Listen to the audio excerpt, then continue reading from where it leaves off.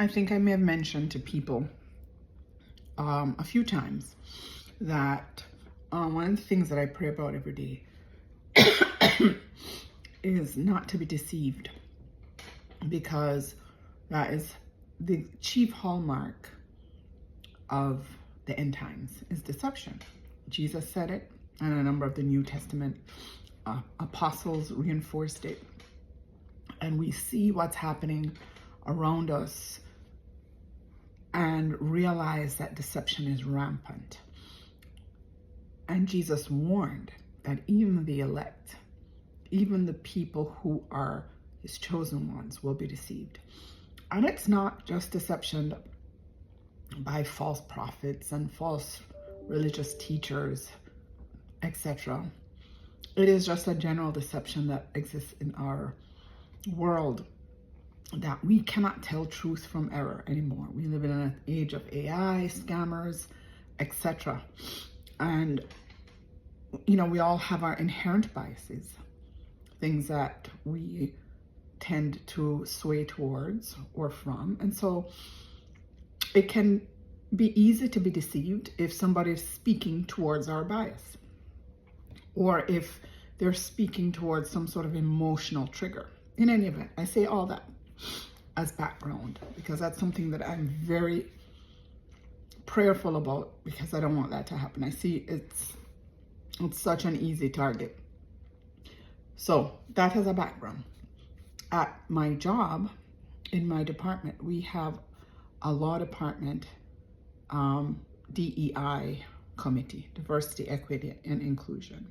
And within our law department committee, we have a book club that meets quarterly. And I have never been to one of the book clubs, right? It's run by one of my colleagues in my team, and it's open to anybody in the department. And she chooses or the group chooses a book and decides to read it. They have a quarter to read it. And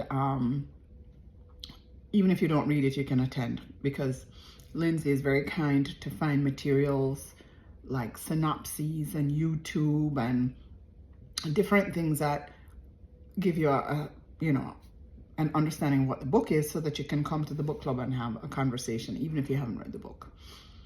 So I signed up for this book club for this quarter, just because I've never done one and I wanted to.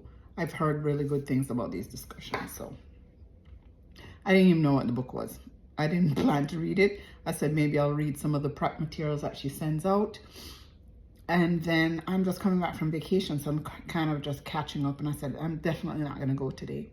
But, you know, God must know. Well, obviously God must know. God knows what he wants and what we need. And he provides the pathway and the Holy Spirit to direct us. So when I saw that the meeting started, I said, let me just at least listen in. I don't have a clue what this book is about, but I'm going to listen to the discussion. And the book is called Talking to Strangers, and it is by Malcolm Gladwell, who many of you may know. But it is really all about, let me just read the premise for you. It's nonfiction, social theory, intellectual adventure, and challenging and controversial excursion through history, psychology, and scandals taken straight from the news.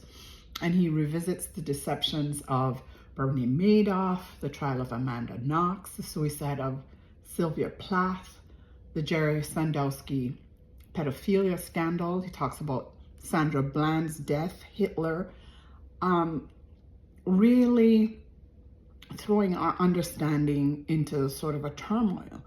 And it's addressing how we approach people, situations, and things in life. And so I joined, and it was really very intriguing discussion, and it made me realize that if you have some tools to question your biases or your approach, it will help you not to be deceived, right? So one of the things that the book talks about is how the CIA was deceived by Cuba in the Cold War because of, double agents. So America had CIA, spies in Cuba, thinking that they were getting information from Cuba, but these are actually double agents. They were not American spies in Cuba. They were American spies in Cuba who turned around and became spies for Cuba in America. And for 2 decades, America's CIA system missed the fact that they were being tricked. And so, if the CIA was tricked, what hope is there for us? In any event, I decided to get the audiobook because there's no way I'm reading a 416-page book along with all the million other books that I'm reading. So I just started to listen to it while I'm working. And I wanted to share it with you. I'm going to share the materials that Lindsay prepared for those who don't even want to read the book. She has some quick prep materials. But I am sharing this as an opportunity for anybody who wants to become better prepared to avoid deception in this age. When Jesus tells us to be very cautious, and the disciples tell us to be cautious as believers from the wall of deception that is going to be coming upon us. It is here.